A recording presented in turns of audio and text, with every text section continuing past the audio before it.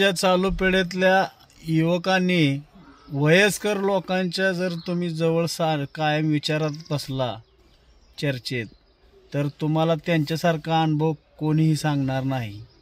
त्यांचा अनुभव ऐकायचा. सध्याच्या माणसांना एक बायको सांभाळणं होत नाही.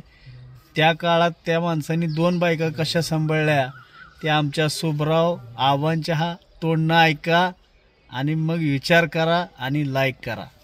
लिंबादा आजी लगीन म्हणता काय? लगीन झालं की नांदूरच तवा नांदूरच केलं. पहिलं लगीन झालेलं 2 लग्न झाले.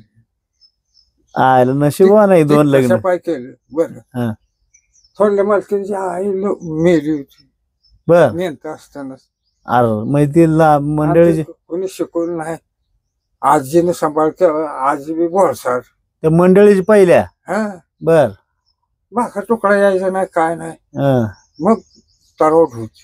तर काय करावं नुसतं तरवट असताना माणसात कवा भाकर खाल्ली नाही. लांब खायला झोपायला सुट बर आईला म्हटलं हे काय भावून बी बोलते का माणसात का भाकर खात नाही. एक दोघं तुमच्यासारखं म्हणले शिकूचे त्याच्यापाशीच जाऊन खावा आपण. तुम्हाला म्हणली काय? नव्हे ते लांब जाऊन खाताय भाकर तवा काय तर ह्यापेक्षा हाय काय कोणा ठेव म्हणले. मी आपण लंबोळकर हिरव्या भाकर म्हणजे गोल येत नव्हत्या वय. म्हणजे घरची कसं जमल तसं स्वयंपाक करायची. लय स्वयंपाक येत नव्हतं त्यांना. जमतच नव्हतं. मग भ्या घातलं तिला म्हणाल दुसरं लगीन करून बघ स्वयंपाकाला तेवढं तुम्ही नेट भाकर टोकड्याला आणि बाकीचं काम जळू दे म्हणलं. काम करू नको पण स्वयंपाक तर नीट कर. ती मावळ की बिचारी माऊली येत नाही म्हणली असेल तर काय म्हणली दुसरं लगीन करेन म्हणलं. करा खरं मला पण मला सापड आयो त्याच्या आणि मी निभलो ते थोरल्या मालकीने जवळ निभलो. होय अजून अजून कमी जास्तीला माझे पैसे देतो.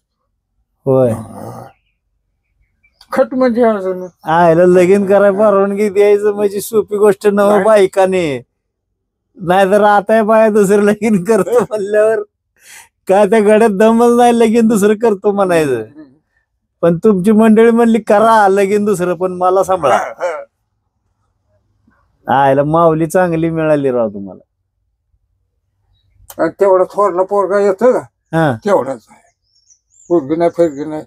तिला बिया काय आणि हिला बिया काय एक पोरगी ना. तुम्ही माझं 25 वर्ष लगीन झालं पहिलं आणि दुसरं कोणतं 30-32 झाले असते.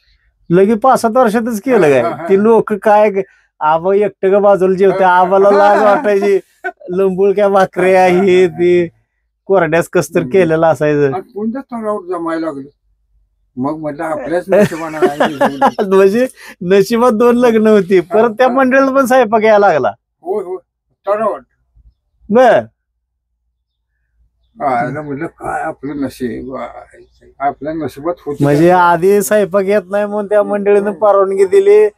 मला काय जमत नाही तुम्ही दुसरं लगीन करा पण मला सांभाळा. दोघी मिळून राहिल्या. तिला पण स्वयंपाक यायला लागला पहिलीला पण. म्हणजे तुमच्या नशिबातच 2 लग्न होती. देवानं लिहिल्यासारखं. बरं झालं पण ते मिळून राहणं लय महत्वाचं राहते हो.